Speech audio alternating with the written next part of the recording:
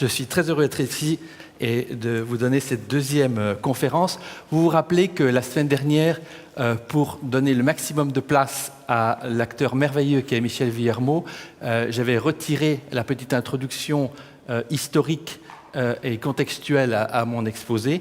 Et j'ai décidé aujourd'hui de vous la donner sous forme de deux voix qui vont en quelque sorte vous parler du siècle et surtout des éléments du siècle qui m'intéressent le plus et qui constituent véritablement le contexte de mon travail.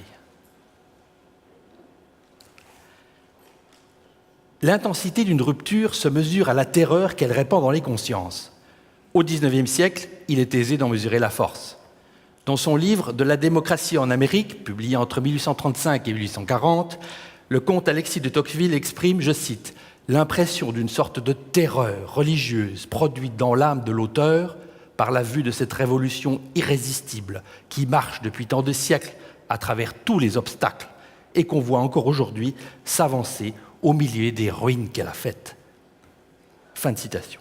C'est donc la révolution démocratique, bien entendu. Deuxième voie, John Ruskin, rédigeant les Stones of Venice, les pierres de Venise, rage contre les effets délétères de la division du travail causée par le capitalisme industriel. Je cite, je fais la traduction française, « Ce n'est pas à proprement parler le travail qui est divisé, mais les hommes, divisés en simples segments d'hommes, brisés en petits fragments et miettes de vie, de telle sorte que toute la petite pièce d'intelligence qui reste dans un homme n'est pas suffisante pour faire une aiguille ou un clou, mais se fatigue en faisant la pointe d'une aiguille ou la tête d'un clou. » Fin de citation. À la terreur se mêle donc ici aussi une sorte de fascination irrésistible. Tout naturellement, j'ai choisi dans ces conférences d'étudier ces mutations dans deux métropoles, Londres et Paris, qui sont illustrés par cette superbe vision presque fantasmatique de la Londres pauvre dorée, et à droite, le Paris laminé par l'haussmannisme dans le quartier de l'Opéra, tel qu'il est superbement décrit par Marville. Un tel choix ne doit rien à l'arbitraire. En fait, le sort de ces deux capitales est intimement lié au XIXe. Un de mes compatriotes, Béat Louis de Miralt, avait compris que ces deux capitales rivales méritaient une étude comparée. Ces lettres sur les Anglais et les Français, dont vous voyez la page du titre et à droite, croquent deux cultures bouillonnantes et dont les acteurs ne cessent de s'épier mutuellement, déjà au début du XVIIIe siècle. Et le premier, il y a reconnu les deux creusets majeurs de la vie moderne. Dès le début du XIXe siècle, les grands touristes ne se contentent plus d'aller en Italie. Londres et Paris occupent une place prépondérante dans leur itinéraire. La Révolution française a réveillé le parallèle entre deux peuples qui, à deux moments distincts de leur histoire, ont décapité leurs princes, Charles Ier en 1649 et Louis XVI en 1793. L'histoire anglaise projette une ombre obsédante sur la politique française tout au long du siècle, car les Français croient y trouver le secret ultime de la Révolution de 1789. En 1850, après son ambassade à Londres, le grand homme d'État François Guizot écrit un essai retentissant et dont le titre s'explique par lui-même. Je cite « Pourquoi la Révolution d'Angleterre a-t-elle réussi ?» Point d'interrogation. L'Angleterre est également le premier pays d'Europe à adopter le capitalisme. Les libéraux français estiment que ce modèle mérite le voyage. La France, pays plutôt protectionniste en économie, ne cesse de subir l'ascendant du modèle anglais. Je vous rappelle qu'en 1786, le ministre Calonne signe un traité de libre-échange avec l'Empire britannique et Napoléon III, très anglophile, en signe un second en 1860. Dans la préface à son Capital, publiée en 1867, Karl Marx avertit les nations. Et cette phrase, je trouvais extraordinaire. Il dit « L'Angleterre vous sert de miroir. Ce qu'elle est aujourd'hui, vous le saurez bientôt. » Ce soir, je désire aborder avec vous la question des spectacles populaires qui attirent les masses croissantes dans les métropoles européennes, mais surtout à Paris et à Londres. Leur ascendant, extraordinaire, est lié à l'essor d'une nouvelle classe sociale, la classe moyenne, qui découvre les joies de la consommation. Cette classe, toute une économie va tenter de l'exploiter en lui vendant des objets à tous les prix, des loisirs, des spectacles et jusqu'à des expériences nouvelles. Un principe capitaliste considère toute cette offre comme un ensemble de marchandises qui, produites efficacement et vendues à bon prix, peuvent rapporter gros. Cette offre croît d'autant plus qu'elle est relayée, canalisée par les autorités politiques au cours du siècle, selon des modalités différentes. Ces spectacles laisseront une marque inégale mais réelle sur l'institution du musée. Je suis donc l'avocat d'une approche transversale, c'est-à-dire il faut regarder, comme on dit en anglais, across the board, c'est-à-dire à travers l'ensemble des spectacles, depuis les plus populaires jusqu'aux plus élitistes, pour comprendre la structure véritablement d'une offre durant une période. L'ouverture du musée au public le plus large relève rapidement d'un impératif catégorique au XIXe siècle. L'ère de la production industrielle transforme jusqu'au regard porté sur l'artefact, soudain considéré comme le document d'une immense histoire de l'industrie humaine. Une geste nouvelle, propre à fasciner des cultures envoûtées par le mythe du progrès. La conquête du monde, envisagée comme réserve de ressources naturelles, tente deux empires, l'Angleterre et la France, qui asservissent le musée à une représentation glorieuse de l'histoire des civilisations. Et dans un premier temps, je vais porter mon attention sur les shows, c'est-à-dire ces expositions provisoires et payantes qui se développent dans les deux pays. Des années 1830 à 1870, l'offre des grands musées à Londres comme à Paris s'est considérablement infléchie. Ce phénomène relève de plusieurs causes, dont certaines nous paraissent étranges. Tout d'abord, comme je l'ai dit, la classe moyenne générée par le capitalisme compose un acteur nouveau, mais puissant dans cette équation. Ses besoins, ses désirs, son goût de la consommation déterminent des gains substantiels pour ceux qui savent les satisfaire. Deuxièmement, la presse détient un pouvoir étendu. Les gravures en bois debout imprimées dans The Illustrated London News ou l'illustration, les livraisons illustrées du magasin pittoresque ou du Penny Magazine en Angleterre ont nourri l'imagination de générations entières. Pour ces périodiques, les nouvelles, les descriptions de terres inconnues ou de civilisations lointaines fournissent avant tout un matériau commercial propre à séduire un lectorat avide de nouveautés. Et ce terme est capital. La valeur de nouveauté permet d'accélérer l'obsolescence des marchandises, puisqu'elles se démodent rapidement, il faut en acheter d'autres. Et cette valeur de nouveauté permet d'accentuer l'attractivité de la production dernier cri. Le primat de la nouveauté remet en cause tous les canons artistiques. Les époques reculées, les terres inconnues suscitent une même curiosité, qu'attise une même imagination collective. C'est cette imagination qui transforme le statut de l'art. Ce dernier n'est plus considéré comme l'apanage d'une élite, mais comme l'auxiliaire principal des modernes quand ils aspirent à se transporter dans des époques antérieures ou sur des terres inconnues. Quand il explique les principes pédagogiques qui régissent la mise en scène du musée des Souverains au Louvre, le conservateur Horace de Vieille-Castel, dont vous voyez une jolie caricature à droite, ne donne pas dans la demi-mesure. Je cite Vieille-Castel, « Les monuments écrivent l'histoire d'une nation pour ceux, et le nombre en est grand, qui ne se livrent point à la lecture des œuvres de chroniqueurs. Ils sont ce qu'étaient les peintures des églises pour les chrétiens des premiers siècles, le livre des illettrés. » Fin de citation. Or, Vieille-Castel reprend ici, bien entendu, l'image formulée par le pape Grégoire le Grand dans sa fameuse lettre à Sérénus, évêque de Marseille. Si le ton de Vieille-Castel emprunte un ton presque clérical, ce n'est plus l'Église, mais le musée qui offre le nouveau livre d'images à destination du peuple. Car les responsables des grands musées commencent à comprendre que les spectacles populaires dans les deux métropoles connaissent un développement considérable durant cette période. Cet engouement a tout naturellement généré une demande pour un type d'effet que le musée doit relayer, que ses gestionnaires le veuillent ou non. En Angleterre surtout, le Parlement exerce une forte pression sur les musées publics placés sous son contrôle et réclame sans cesse des rapports, des statistiques quant aux entrées.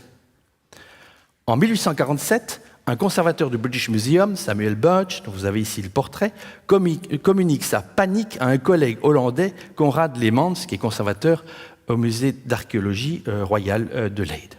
En effet, son gouvernement lui ordonne de livrer le nombre annuel de visiteurs et des centaines d'informations touchant à la vocation publique de son musée. Vous voyez qu'ici, vous avez même dans le Report of the Select Committee of the Parliament du 6 août 1835, vous avez une statistique des entrées du British Museum qui est soumise littéralement au Parlement pour approbation. Des tentatives très abouties proposent de placer toutes les ressources de la sensibilité au service du musée. L'enjeu de ces expériences est la charge maximale de l'effet, mais aussi un accès élargi à l'Institut muséal. J'aimerais montrer comment ces expériences se déploient en des moments primordiaux et quels en sont les acteurs en France et en Angleterre. Et pour y parvenir, il me paraît nécessaire de considérer l'offre globale des spectacles d'une période. Un concept nouveau connaît un ascendant fulgurant durant la période, tant en Angleterre qu'en Europe, celui de show. Le verbe anglais « to show » désigne originellement l'acte de regarder attentivement avec concentration. Puis, sa signification change. Il qualifie l'acte de monstration. On pousse un objet devant les yeux pour l'exposer au regard d'autrui. Faire voir, c'est créer un acte de contemplation si puissant qu'il jette dans l'ombre la technique permettant d'avancer et de proposer l'objet à la vue. À l'origine, le substantif correspondant, the show, le show, désigne curieusement tout d'abord une apparition fantasmatique. C'est très très intéressant. La contemplation donc entretient un rapport fondamental avec l'exercice de l'imagination, créatrice d'images, puis il désigne une exposition temporaire. En fait, le terme acquiert une acception très large qui atteste un fait historique encore aujourd'hui ignoré, à mon avis. Ce sont les spectacles populaires et particulièrement les shows commerciaux qui ont constitué une référence très importante pour les visiteurs de musées, pour le meilleur et pour le pire au XIXe siècle. À la fin, même les décors fixes des salles de musée seront ainsi qualifiés. Je vous avais montré ici donc un des shows qui avait lieu dans le musée de Bollocks, qui se trouvait dans l'Egyptian Hall de Londres, et qu'il faut justement comparer aux salles d'exposition beaucoup plus traditionnelles des musées de l'époque, dans une analyse véritablement dialectique. Quand Nathaniel Hawthorne, que vous avez appris à connaître ou la dernière séance, visite le British Museum en 1855, cet Américain, peu habitué à l'univers muséal, qualifie ainsi la muséographie du British Museum. Et je cite, « C'est un immense, multiple show ». Vous voyez que pour lui, le British Museum, ça devient un show, ce qui montre très bien quelle est sa perspective. Une nouvelle logique capitaliste a imposé l'exposition commerciale et l'attraction payante comme des faits majeurs. Et cet événement provisoire finit par servir d'aune, et c'est à cette aune que le public mesure jusqu'au musée. Or, le ressort principal de ces spectacles est l'immersion totale, c'est-à-dire la plongée du spectateur dans une réalité autre, dans le temps et dans l'espace. En toute logique, dans les deux capitales de Paris et de Londres, la magie qui transporte l'être dans le passé sera exploitée de manière systématique au profit de l'économie industrielle et au profit du politique. L'autorité cède à la fascination de cette magie parce qu'elle peut l'instrumenter à son profit. Je vais commencer par évoquer l'impact des musées de cire, magnifiquement étudié dans le premier chapitre d'un livre récent écrit par Pascal Martinez. À Londres, comme à Paris, ce type de spectacle attire infiniment les foules. Il est né à la cour de France, mais il trouve son public populaire à Londres, comme dans les deux capitales. Le musée Tussaud est fondé par une Strasbourgeoise nommée Marie Grossholz et dont le mentor, le médecin Philippe Curtius, vous avez à droite le portrait, maîtrise magnifiquement la sculpture sur cire. En 1770, Curtius a quitté Berne, en Suisse, et ouvre son premier spectacle de figures de cire à Paris. Marie le rejoint bientôt et produit à son tour des figures de haute qualité. Elle exécute des bustes en cire très ressemblants.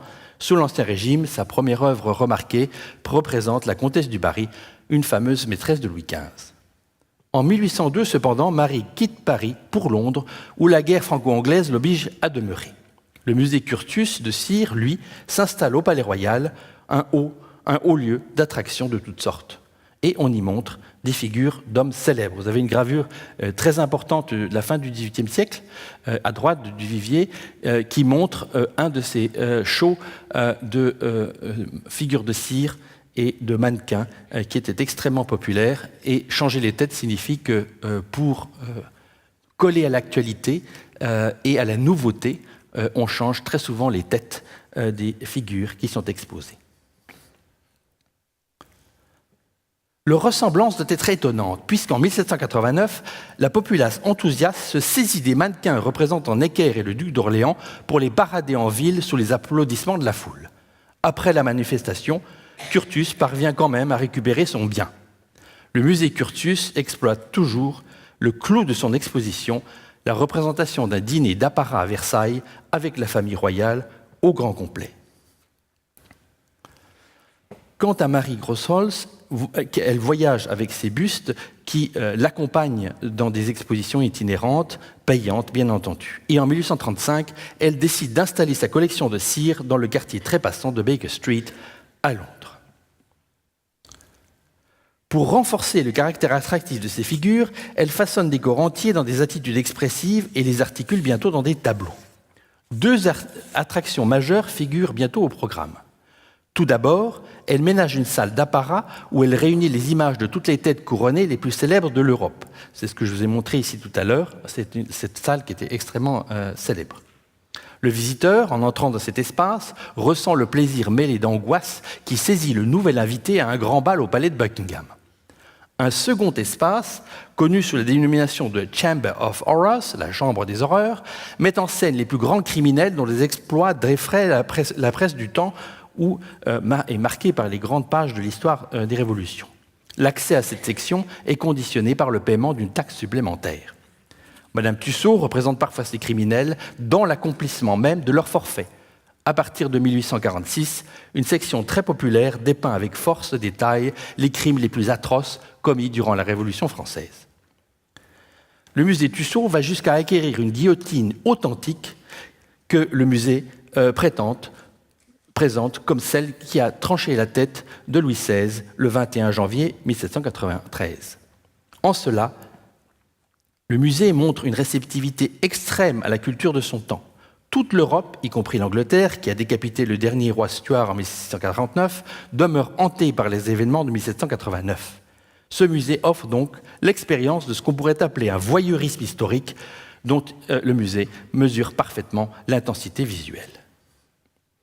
Mais surtout, Madame Tussaud et son musée ont deviné la transformation radicale qui affecte les rapports qui s'établissent entre le souverain et ses sujets. Cette femme avait vécu à la cour de Versailles entre 1780 et 89 comme maître de dessin de Madame Élisabeth, sœur de Louis XVI. Or, au fil du XVIIIe siècle, un phénomène graduel transforme la vie sociale à la cour.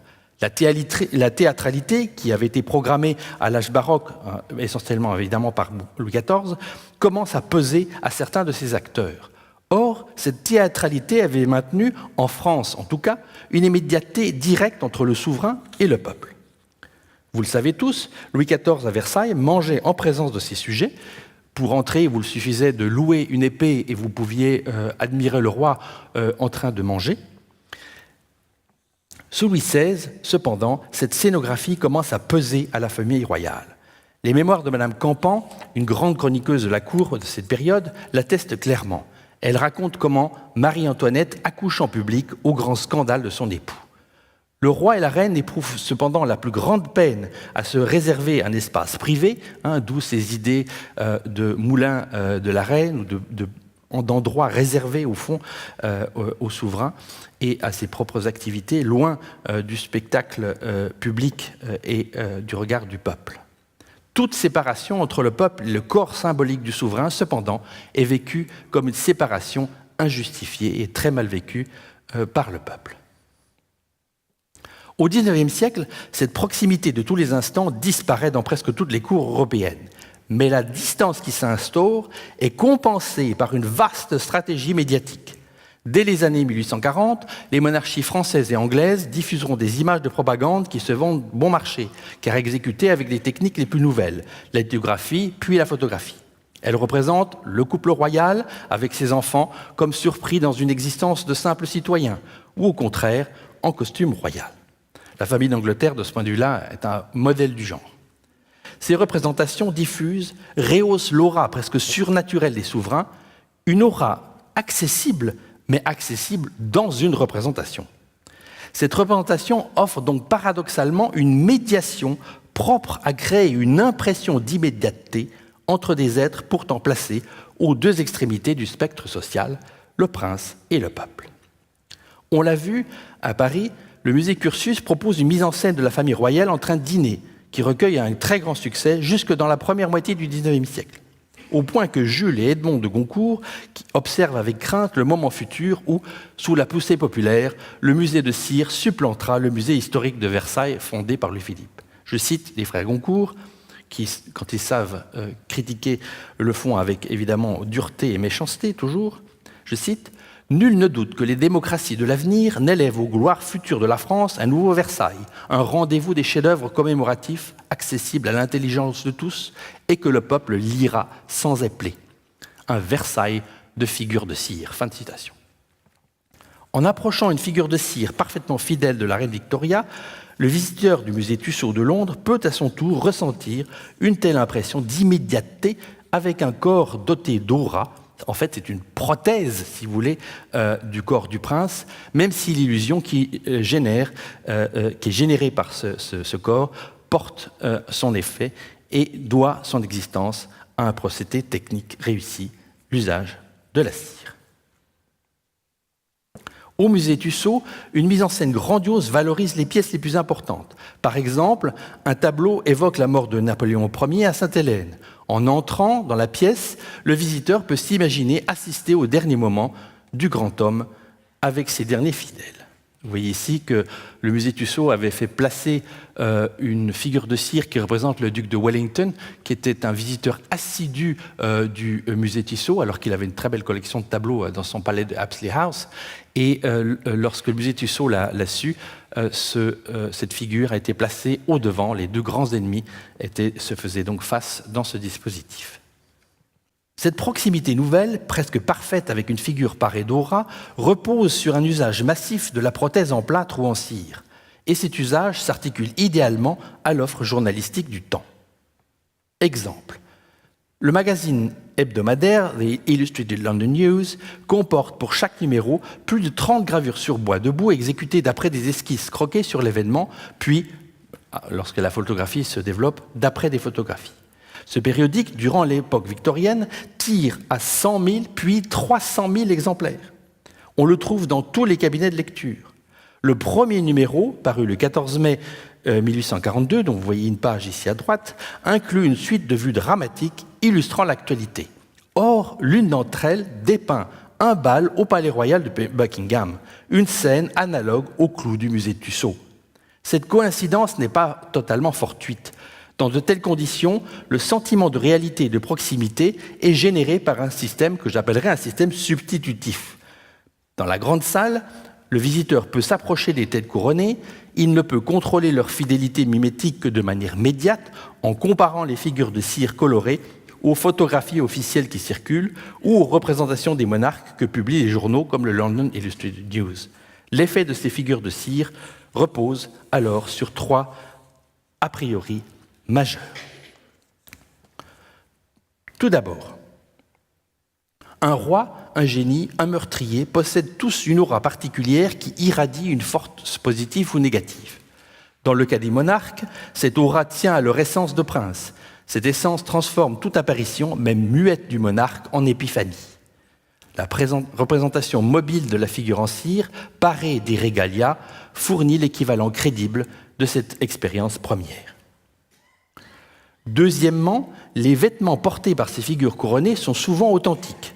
Ainsi, en 1830, le musée Tussaud acquiert à grands frais le costume du roi George IV d'Angleterre, confectionné pour son couronnement en 1821. Cette dépense énorme repose sur un calcul habile. L'authenticité du costume, c'est-à-dire d'une partie, légitime l'authenticité de l'ensemble de la représentation du monarque en cire. C'est donc une figure de métonymie, si vous voulez. Et par extension, de la réalité expérimentée au musée Tussaud. Si le costume est vrai, la scène est vraie. Dans certains cas, une corroboration externe renforce l'effet d'authenticité. On l'a vu dans le cas du duc de Wellington. D'une part, le musée Tussaud s'inspire d'un modèle qui est celui du fameux tableau de Steuben qui représente la mort de Napoléon, qui est simplifié, on retire un grand nombre de membres du personnel napoléonien. Par contre, on place une figure d'authenticité externe en quelque sorte, c'est-à-dire le duc of Wellington qui connaissait Bonaparte, qui connaissait Napoléon, et qui donc, de ce garantit l'authenticité en quelque sorte, du visage et du corps de Napoléon. Troisièmement, au sein du musée Tussaud, la réalité est représentée et voulue comme pittoresque de part en part. Le costume de sacre de Georges IV était mis en scène de telle sorte qu'il évoque très fidèlement le portrait du souverain exécuté par Thomas Lawrence à l'occasion de son couronnement. La réalité, ici, ne fait qu'un avec sa mise en scène artistique, comme si cette dernière reflétait une réalité pure et qu'elle n'était pas une représentation construite. Un texte splendide, dû à une plume française, explore la nature profonde du plaisir recherché par les clients de Madame Tussaud. C'est un conte écrit par Auguste Villiers de l'Isle-Adam et publié en 1888 qui s'appelle « Les fantasmes de Monsieur Redoux ». Monsieur Redoux est un homme d'affaires français, maire d'une commune insignifiante. Il réside un temps à Londres, très brièvement, pour y négocier un contrat. Après un déjeuner copieux et peut-être un peu trop arrosé, il décide de visiter le musée Tussaud et réussit même à s'y faire enfermer incognito toute la nuit. Dans le silence du musée vide, il parcourt les salles. Il avise alors une guillotine authentique et décide d'en tirer une expérience macabre. Il veut revivre les derniers instants de Louis XVI sous le couperet. Lentement, Redoux place son cou sur l'étrier mobile et ouvre son imagination à l'événement qui se redéplie dans son esprit, tandis que le parcourt un frisson mêlé de plaisir. Mais soudain, l'accident. La partie supérieure de l'étrier coulisse sur sa nuque. Voici Redoux bloqué sous le couperet. Une terreur silencieuse, immense, monte alors dans l'âme du bourgeois. Il n'ose bouger de peur de déclencher la chute de la lame. Ses affres, alors, ne sont plus mêlés au plaisir que suscite la certitude d'être hors de danger, à la fois hors de la fiction et en elle. Ainsi, l'identification de Redoux au roi Louis cède-t-elle à une expérience directe du danger.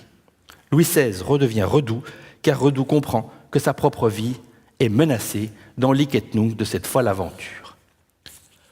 Comme on le voit, le musée public, ou privé, comme le musée Tussaud, régule les fantasmes de l'individu afin de l'empêcher de basculer totalement dans la fiction. C'est parce que Redoux a défié les interdits du musée, c'est-à-dire demeurer sur les lieux après la fermeture statutaire, qu'il connaît la tragédie causée par une fiction portée à son paroxysme. Mais l'expérience de Redoux trouve sa signification la plus haute dans son radicalisme. Redoux ne se contente plus d'expérimenter l'aura de figures célèbres dans leur prothèse fidèle, qui est la cire.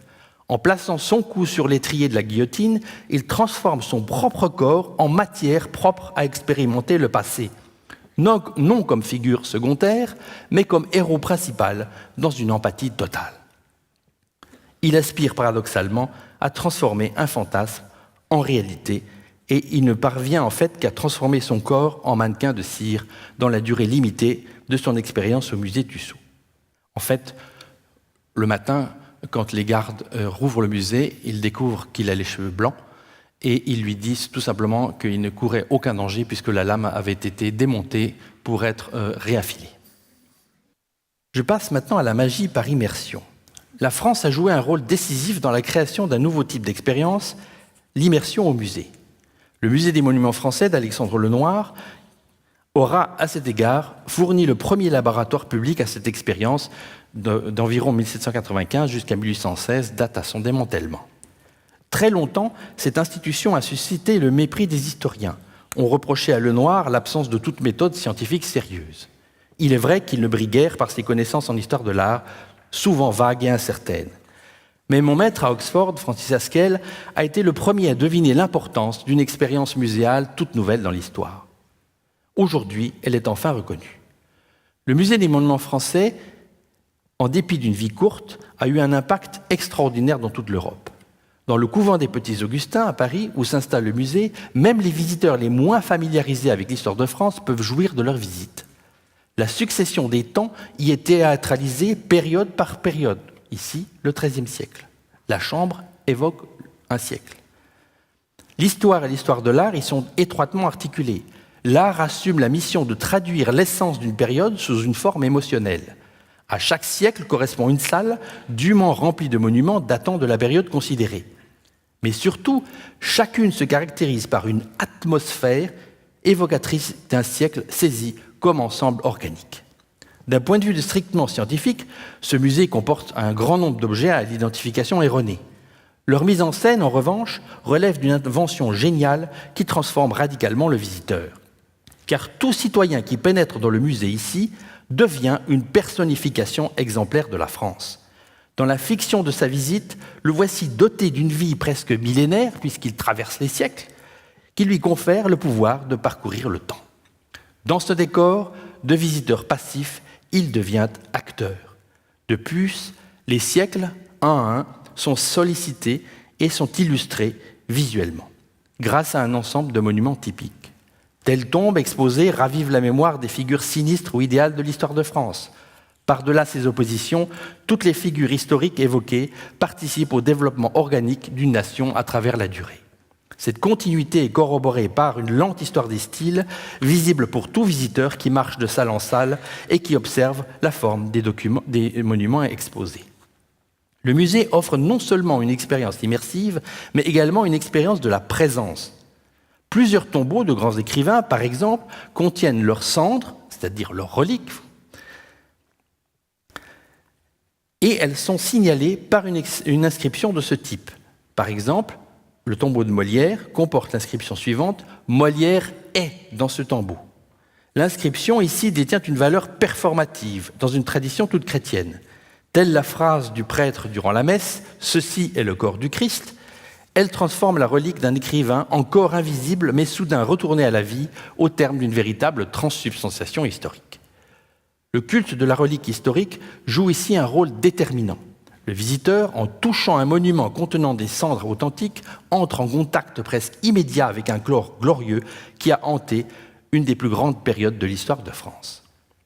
Or, Lenoir a exploité une sensibilité qui est en fait une sensibilité anglaise pour les ruines et les fantômes, une lugubre magie comme il l'appelle. En effet, la littérature britannique a mis ses frissons à la mode dans l'Europe entière au XVIIIe siècle. Lenoir a même pensé son musée comme la réponse française à l'abbaye royale de Westminster, dont vous avez une vue à droite, une attraction très célèbre de Londres, une attraction populaire nouvelle, et d'ailleurs, à partir de 1801, une attraction payante. Vous voyez que même l'abbaye royale de Westminster devient un musée, puisque ceux qui n'y entrent pas pour prier doivent payer un écho pour entrer dans cette église-musée. Au moment où naît le musée Lenoir, Westminster connaît en effet une transformation majeure. La naissance du musée des monuments français et la mutation de Westminster Abbey peuvent être donc considérées comme relevant de la même cause. Toutes deux marquent l'émergence d'une sensibilité qui s'affirme dans la perception de la sculpture. Elles signalent une configuration inédite jusqu'alors de réalité politique et religieuse. Les deux pays connaissent une montée rapide en puissance et s'identifient mutuellement comme deux empires en concurrence directe. En dépit des conflits qui les déchirent, ces deux empires traversent des mutations étrangement similaires et pour y faire face, ils recourent tout naturellement à des modèles puisés dans la culture de leurs voisins. À Paris comme à Londres, les monuments suscitent une attention redoublée, comme témoignage privilégié d'une histoire nationale plus vivante et plus vraie que l'histoire déposée dans l'écriture. Dès le XVIIIe siècle, les guides de Westminster documentent le pouvoir de fascination qu'exercent de nouvelles attractions auprès des touristes venus visiter la capitale. L'abbaye devient un véritable site mémoriel de l'histoire anglaise et une attraction favorite des touristes. On y admire non seulement des tombeaux des rois, mais également l'effigie en cire tout habillée de certains monarques. Il y avait une grande collection de mannequins de cire qui étaient placés près de leurs tombeaux. À la fin du XVIIIe siècle, les visiteurs sont véritablement conquis par ce spectacle. La première transformation qui travail Le Monde des Morts, ici, est causé par une inflexion de la culture religieuse dans le sens d'une sécularisation. Les corps déplacés, déterrés, exposés dans un espace muséal serviront la cause d'une histoire-résurrection qui dessine une version séculaire de l'éternité chrétienne. En France, comme en Angleterre, durant cette période, des années 1770 à la Révolution, les antiquaires ne peuvent contenir leur curiosité. Ils se surprennent à toucher ces corps que leur sarcophage a partiellement soustrait au déclin. Ils les palpent, ils les contemplent. Et par là, les modernes entrent en contact direct avec des êtres d'autres temps. Ils ambitionnent de transformer et de transmettre à leur tour cette épaisseur historique aux générations futures sous la forme d'un discours historique vrai, car fondé sur des fragments attestés. L'éternité devient alors ici l'enjeu d'un véritable travail humain. Elle se conquiert sans cesse sur la poussière et tire un usage double de la relique. C'est le talisman d'une présence sensible et une évidence idéale à tout savoir expérimental. La résurrection des corps, elle, doit sa force non plus tant à la foi chrétienne, mais plutôt à la sensibilité des vivants comme à leur capacité d'historien. Dans les deux pays, cette sensibilité causera un puissant désir archéologique qui sollicite l'ouverture pure et simple des monuments érigés au grand homme. La relation par le noir lui-même de la profanation des tombes royales de Saint-Denis détient une puissante signification symbolique. Et elle est imprimée au tome 2 de son grand catalogue du Musée des monuments français en 7 volumes. La profanation même des tombes royales par les révolutionnaires a lieu d'ailleurs en sa présence. Apparemment motivée par la nécessité de récupérer le plomb des caveaux, elle légitime une longue description des corps royaux, soudain exposés au regard dans la magie d'une histoire rendue visible et tangible comme par miracle. Or, en Angleterre, dès les années 70 du XVIIIe siècle, des tombes royales sont également éventrées. L'influente Society of Antiquaries de Londres compte plusieurs membres qui rêvent d'ouvrir les sarcophages royaux pour expérimenter l'histoire dans son corps même. Conduits par Dane Barrington et par le grand historien Sir Richard Gough, ces savants déguisent leur voyeurisme sous un prétexte scientifique, vérifier une technique médiévale d'embaumement à la cire. Et contre toute attente, le doyen de Westminster leur signe une autorisation de fouiller. Voilà les hommes qui se mettent à ouvrir et à éventrer les tombes des rois de France, des rois d'Angleterre. La tombe du roi Édouard Ier subira le premier assaut. Dans les années 1770 et 80, de nombreuses recherches identiques touchent les plus grandes cathédrales d'Angleterre, comme celle de Lincoln, dès les années 1780-82. Contrairement à la France, ces profanations de fait demeurent contrôlées par l'institution religieuse et une fois les corps palpés mais respectés dans leur intégrité après chaque investigation, sont très exactement replacés dans leur sarcophage. Dans la seconde moitié du XVIIIe siècle, en France comme en Angleterre, cette curiosité archéologique nourrit une angoisse touchante à la mort et à l'au-delà. La célébrité européenne du texte d'Edward Young, The Complaint or Not Thought on Life, Death and Immortality, publié en 1743, les Nuits de Young, très célèbre, s'explique dans ce contexte. Ce groupe de poèmes assure aux libraires parisiens un flot constant de ventes durant toute la seconde moitié du XVIIIe siècle. Car cette poésie lance la mode des méditations nocturnes à la clarté blafarde de la lune. Dans cette pénombre habitent des figures diaphanes, des êtres cueillis dans la fleur de l'âge, et que la seule mémoire passionnée d'un ami, d'une amante, d'une famille éplorée sauve de l'oubli. Cette histoire-résurrection sert peu à peu une version sécularisée de la doctrine chrétienne. Le culte des grands hommes façonne l'image d'une sorte de paradis profane, habité par les héros qu'un idéal méritocratique nouveau aspire à distinguer dans la mémoire collective. Et le tableau très beau de Sablet représentant les légies romaines est une très belle métaphore de cette sensibilité. La mise en scène du passé dans des chambres, si puissante au Musée des Monuments français, a suscité des émules en Angleterre. Mais dans un pays où le commerce joue un rôle prépondérant, les acteurs qui vont s'inspirer du modèle français sont des entrepreneurs. À Londres, comme je l'ai déjà dit, les shows commerciaux dominent nettement le paysage des attractions dès les années 1800. Ce sont des spectacles provisoires qui sont de ce fait plus intenses, puisque vous avez l'angoisse de le manquer si vous ne vous rendez pas au show et vous ne payez pas votre écho, et donc leur force est tout à fait extraordinaire. Et ces spectacles doivent attirer la population la plus large dans une durée toujours limitée. Or, l'impact de ces shows sur le monde des musées européens ne peut être sous-estimé.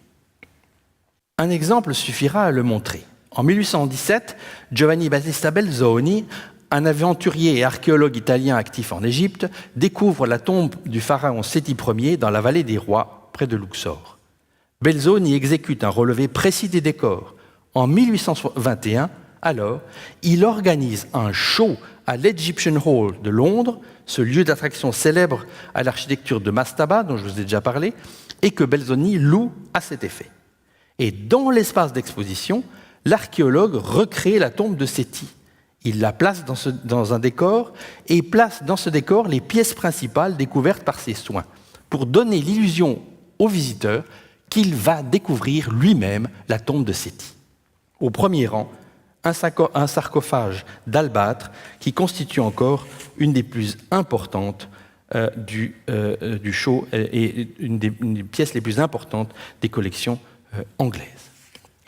L'authenticité des objets, l'atmosphère recréée, transporte les visiteurs en Égypte comme s'ils appartenaient à l'équipe archéologique de Belzoni. La population londonienne, qui fréquente assidûment le théâtre, a appris à aimer ces atmosphères lugubres et évocatrices, où la régie, lumineuse, est soigneusement ménagée. Et là, il faut rappeler qu'au XVIIIe siècle, le comédien et entrepreneur David Garrick a révolutionné l'art de la scène en plongeant l'audience dans l'ombre qu'éclaire une rampe lumineuse longeant la scène. Vous savez qu'autrefois, au XVIIe siècle, la scène et la salle étaient éclairées. Certains membres du public étaient même assis sur la scène. Garrick met fin à ce système en imposant une séparation entre la salle et le spectacle, en plongeant la salle dans l'ombre et en éclairant de manière très très vive, on le voit ici dans cette reconstitution par Zofani, les figures principales du drame. Et ce système s'est imposé très rapidement dans toute l'Europe et il a eu un effet sans doute majeur sur les musées également. Car le pouvoir de concentration des foules qui se rendent au théâtre en est décuplé. 1000 regards, plongés dans la pénombre, se focalisent sur 2 acteurs aux prises, fortement maquillés et qu'éclairent des lampes à la clarté vive et blafarde. Et les shows vont exploiter ces effets. Belzoni est un savant doublé d'un entrepreneur. Il sait que les antiquités égyptiennes ne recueillent pas la faveur des collectionneurs contemporains, plutôt avides de sculptures grecques ou romaines. D'où l'idée d'une exposition propre qui développerait une fascination collective pour de nouveaux objets présentés comme des témoins d'un patrimoine à valoriser. La valeur de nouveauté, que j'ai évoquée tout à l'heure, vous le voyez bien, qui est fondamentale dans le commerce, régit ici le système radical de normes qui inclut l'Égypte dans un canon élargi de l'art admirable. Cette tactique fonctionne parfaitement. Non seulement la foule fréquente ce show, mais le British Museum manifeste son intérêt pour le sarcophage, que vous voyez ici à gauche. Le prix d'achat, cependant, décourage les conservateurs, qui sont en général tous qui ont une formation très aristocratique, qui considèrent que l'art égyptien est au fond très laid par rapport à l'art grec et l'art romain. L'albâtre rejoint donc l'antre d'un des très grands collectionneurs d'antiquités de Londres, l'architecte John Soane. Dans son propre musée privé, où il se trouve toujours, Soane expose le précieux albâtre aux parois diaphanes dans une crypte baignée d'ongles, dont vous avez ici une très très belle vision du XIXe siècle. Régulièrement, des veillées aux chandelles y sont organisées. Avant de livrer ces pièces exceptionnelles à ses clients, d'ailleurs, Belzoni n'oublie pas d'y graver son nom comme si chaque pièce découverte par lui constituait un produit de marque. Et j'ai vu sur ce sarcophage, qui est une des plus belles pièces égyptiennes qui se trouve en Angleterre, la signature de Belzoni. Il a gravé sa signature sur le sarcophage. Deuxième exemple, en 1837, un entrepreneur italien, également promoteur de fouilles commerciales, imite ce mode opératoire. Spécialisé dans l'art étrusque, Vincenzo Campanari vend le résultat de ses fouilles à des clients internationaux. Pour asseoir la légitimité de l'art étrusque, encore peu connu en Europe, malgré les travaux d'Angerville et de Hamilton, il prend soin de l'associer à l'art grec plus désiré. Il organise une exposition toute similaire à celle de Belzoni, au même endroit, c'est-à-dire à l'Egyptian Hall, ce pavillon des shows, mais c'est une tombe étrusque qui en constitue le clou. Vous l'avez ici, à droite. Le succès est au rendez-vous. La reconstruction à effet immersif fournit un grand argument publicitaire. La famille Campanari vend une large partie des éléments du show au British Museum. Et c'est cet ensemble qui forme le noyau de la collection étrusque du British Museum aujourd'hui. Donc vous voyez, il y a un lien organique entre les shows et la collection muséale, surtout une collection nouvelle qui taille un nouveau département, en quelque sorte, au sein d'un musée public. De l'Égypte de Belzoni à l'étrurie de Campanari, un infléchissement majeur se dessine donc. La reconstitution de la tombe de Séti se caractérisait par une splendeur dépouillée de tout caractère privé. La mise en scène de la tombe des tombes étrusques, elle, souligne le caractère intimiste d'une religion antique pour laquelle la vie dans l'au-delà doit prolonger un quotidien familial heureux. Les scènes représentées, les objets exposés, vases, miroirs, tout évoque cette existence privée, riche et confortable que la tombe aspire à pérenniser pour l'éternité. Et ça, ce fait a eu un succès extraordinaire puisque cette culture matérielle était très évidemment complètement familière au public, même le grand public qui ne connaissait pas grand-chose à l'archéologie étrusque. Cette représentation d'une culture antique, telle que la transmettent la religion et le culte des morts chez les Étrusques, alors atteint une puissance d'attraction décuplée auprès de ce grand public. L'image qui a été utilisée par tous ces entrepreneurs, et en fait ils l'ont littéralement copiée en 3 dimensions, c'est la fameuse gravure qui se trouve dans le catalogue de la collection de l'ambassadeur d'Angleterre à Naples, Sir William Hamilton, qui montre un squelette entouré d'objets de la culture matérielle et qui tente de prouver comment on peut reconstituer une existence justement par cette en quelque sorte cette juxtaposition d'objets qui véritablement postule une fonctionnalité ancienne qui a disparu. Voyons maintenant comment la chose est vécue du point de vue des musées. Au Louvre comme au British Museum, le musée assumait 2 fonctions principales au début du XIXe siècle. Enseigner et initier la culture de la beauté classique. Les collections archéologiques relevaient des 2 missions. Les antiquités romaines et grecques y occupaient une importance très importante, très prépondérante. L'art gréco-romain semblait, aux yeux des élites, offrir un modèle esthétique absolu aux modernes. À gauche, vous avez la collection Townley, uniquement gréco-romaine, qui a été vendue au British Museum et qui a constitué le grand nucléus de cette collection. Et à droite, le Louvre tel qu'il existe juste avant le début de l'Empire. Dès la fin des années 1810, ces valeurs font l'objet d'une contestation croissante. En 1816, l'acquisition des marbres du Parthénon par le gouvernement britannique initie la population à un art grec du 5e siècle avant Jésus-Christ dans toute sa pureté. Or, cet art jette graduellement dans l'ombre le patrimoine gréco-romain jusque-là révéré dans toute l'Europe et où dominaient des copies romaines d'après des originaux grecs ou des œuvres hellénistiques, donc tardives. Humboldt, le grand ministre de Prusse qui visite le British Museum, se rend compte qu'en fait, Winckelmann est un auteur qu'il faut oublier et que les grandes statues autrefois révérées comme l'Apollon du Belvédère et le Laocoon vont perdre véritablement leur prééminence. Les marbres d'Elgin menacent de fait une vision entière du classicisme. En France, dès 1818, le Louvre acquiert des marbres de même origine qui avaient été transportés par le comte de Choiseul-Gouffier et que ses héritiers vendent au musée. Dans les années suivantes, cette remise en cause s'aggrave. Le British Museum, comme le Louvre, acquiert des antiquités égyptiennes. La plupart de ces acquisitions sont effectuées auprès d'entrepreneurs qui ont entamé des fouilles pour leur propre compte et qui doivent vendre leurs trouvailles pour rentrer dans leurs frais. Ces découvertes constituent donc des marchandises que leur inventeur doit valoriser pour en dégager une plus-value. Belzoni, ancien employé d'un cirque, voyage en Égypte pour y vendre de nouvelles techniques propres à extraire de l'eau du sol. Par défaut, puisque la chose n'intéresse pas, puis par passion, il se concentre sur l'excavation de sites, domaine dans lequel il va déployer un flair de génie et une maîtrise technologie hors pair. Les institutions qui lui achètent des objets, comme le British Museum, le considèrent avec mépris en raison de ses origines sociales modestes comme de son éducation. En effet, Belzoni était un autodidacte. Henry Salt, consul d'Angleterre au Caire, est également un grand pourvoyeur d'antiquités égyptiennes, tant pour le Louvre que pour le British Museum. Employeur de Belzoni, il ne jouit pas d'une plus grande considération auprès du British Museum, sans doute également en raison de ses origines non aristocratiques, comme le comte d'Elgin par exemple. La France, elle, emploie les services d'un grand concurrent de Belzoni et de Salt, Bernardino Drovetti, qui est un grand agent de ce type d'objet.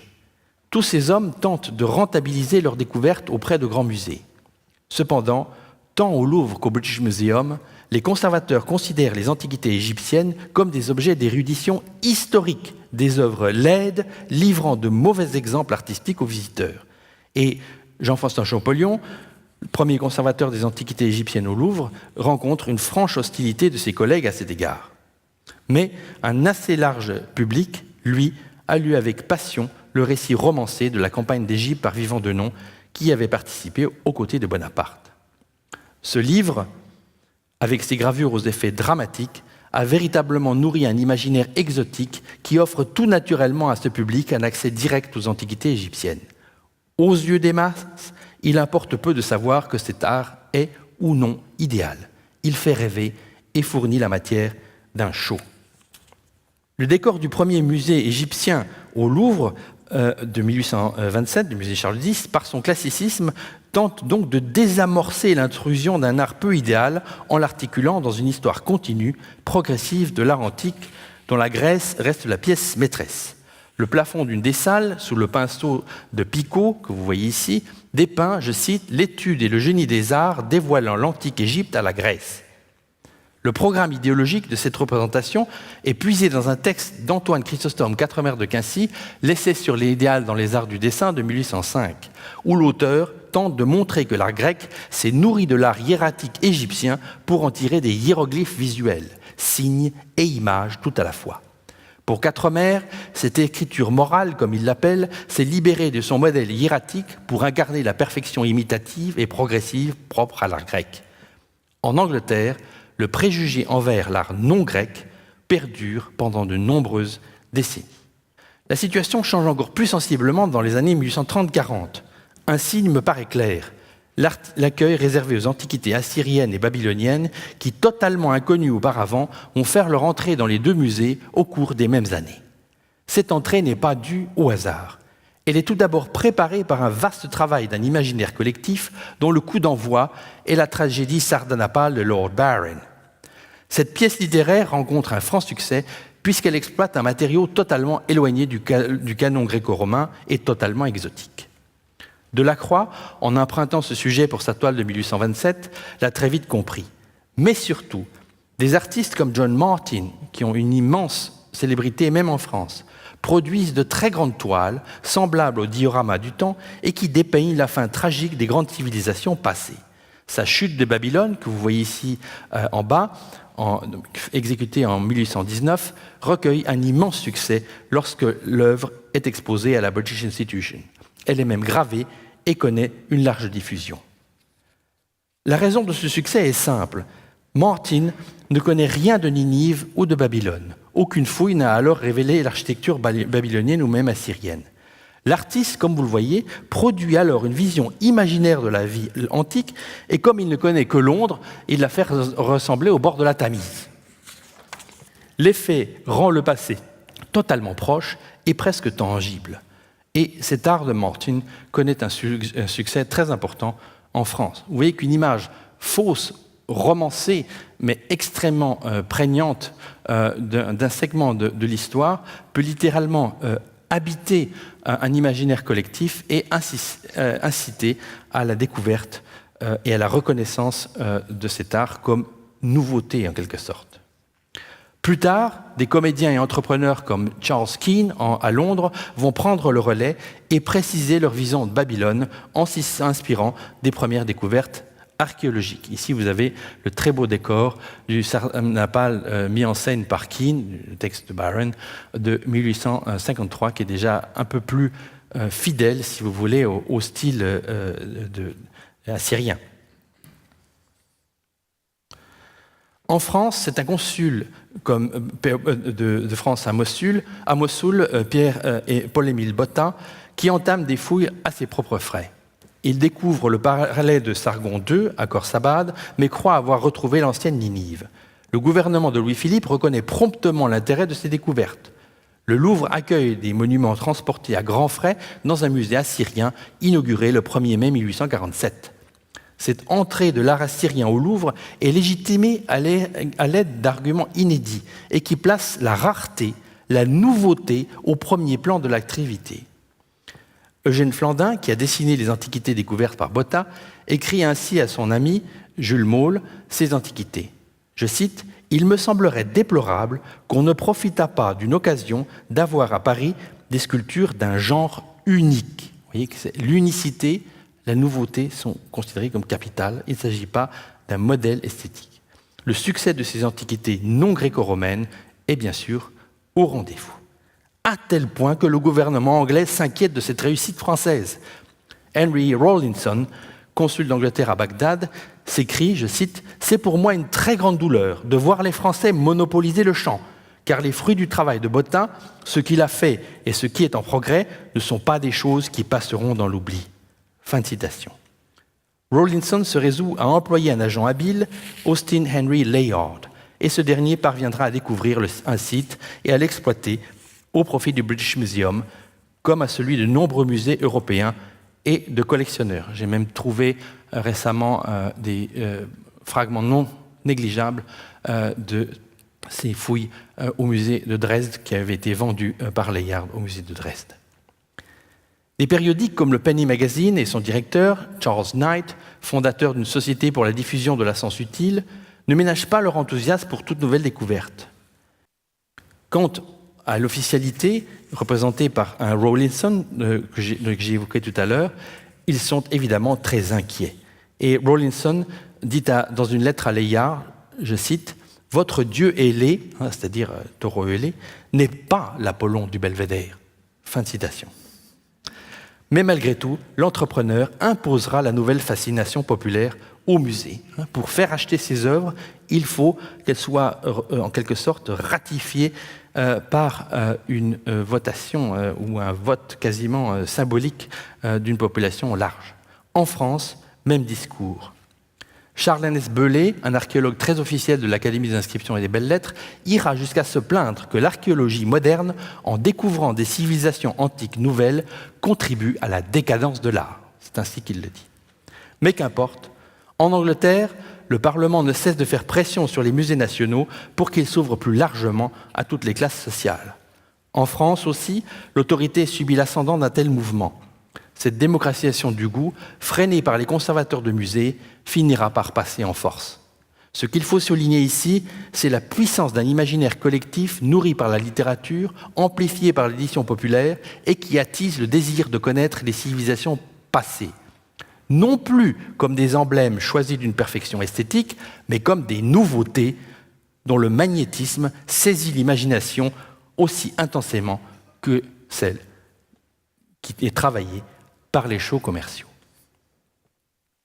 Au cours des années 1840, les objets spoliés en Orient vont prendre place dans une mise en scène qui transforme les grands musées en musées des civilisations. La vive concurrence qui oppose la France et l'Angleterre n'a pas peu contribué à asseoir rapidement ce modèle dans les deux plus grandes institutions de ces deux pays. On voit d'ailleurs que le British Museum et le Louvre s'épient mutuellement et ne cessent véritablement de participer à une véritable joute qui est tout à fait importante. Donc on ne peut pas comprendre le Louvre sans le British Museum et vice-versa. Dans les musées que je viens d'évoquer, chacune de ces civilisations est rangée dans sa place dans la succession des siècles et dessine alors une histoire téléologique. Une logique du progrès gouverne la continuité entre ces civilisations qui ont légué tant de restes colossaux de leur culture matérielle. La mise en scène des civilisations anciennes renforce la monumentalité, la masse substantielle de la modernité, placée au point final de la grande histoire des peuples et propre à se mesurer avec les plus glorieux d'entre eux. C'est dans ce contexte impérial que le British Museum, comme le Louvre, s'ouvre aux civilisations anciennes et modernes. Comme si chacun de ces musées, au fond, disait le télos, la finalité de l'histoire des civilisations, c'est la nôtre en quelque sorte. Mais surtout, les deux pays comprennent la puissance symbolique liée au transport d'immenses fragments de civilisation au musée. La force de l'ère moderne tient à cette gageure, rendre mobile le patrimoine colossal et donc longtemps lié jusque-là dans une immobilité immémoriale, enraciné dans son site d'origine. Les modernes peuvent ainsi célébrer leur capacité à suppléer à la simple force humaine des anciens par une technologie toute nouvelle qui en fait l'économie.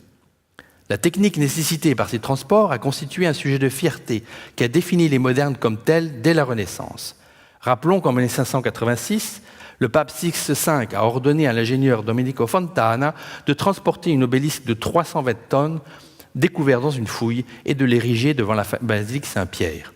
Cette prouesse est analysée par Fontana lui-même dans son très beau livre de la Transportazione dell'Obelisco Vaticano.